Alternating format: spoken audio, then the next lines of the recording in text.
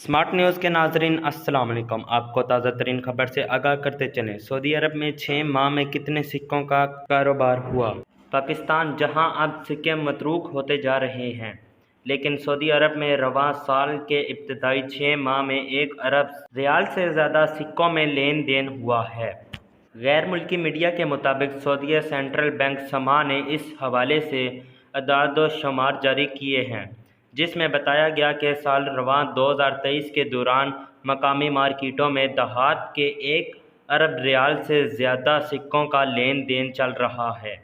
Report के मुताबिक मकामी मार्केटों में देहात के जिन सिक्कों का लेन देन चल रहा है वो 26 दिसंबर 2016 को जारी किए गए थे।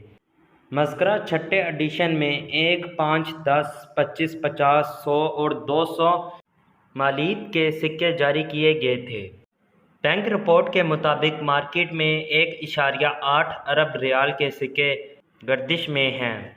इनमें सबसे ज़्यादा रियाल 100 वाला है। इनकी मालियत 604.94 मिलियन रियाल है, जबकि दूसरे नंबर पर 200 रियाल वाला 279 मिलियन रियाल के सिक्के मार्केट में मौजूद हैं, जबकि 50 मालियत वाले सिक्के 114.26 मिलियन रियाल के सिक्के मार्केट में ज़ेर गर्दिश हैं।